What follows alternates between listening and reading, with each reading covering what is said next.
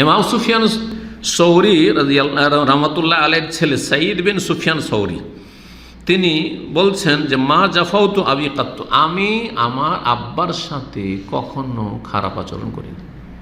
এমনকি আমি সালাত অবস্থায় থাকতাম, সুন্নত নফল সালাতে, ফরজ বাদ দিয়ে অন্য যে কোনো সালাতে থাকতাম, আমাকে ডাক দিতেন। ফা আক্তাওহা লাহু, ইমাম সুফিয়ান সৌরি ডাক দিতেন ছেলেকে, সাঈদ বিন সুফিয়ানকে, অথচ সলাত আদায় করছেন। যেমনই ডাক দিতেন ছেলে বলছেন সাথে সাথে আমি সলাত ভঙ্গ করে চলে আসতাম। আর আজকাল ছেলেদেরকে ডাক দিলে মোবাইল টিপাটিপি করছে, ও আছে বসে আছে, উঠছেই না। আজ খুব ভালো হয়তো মোবাইলটা আস্তে আস্তে ধীরে ধীরে বন্ধ করলো, বা যেটা দেখছিল সেটা শেষ করলো, তারপরে উঠে আসছে।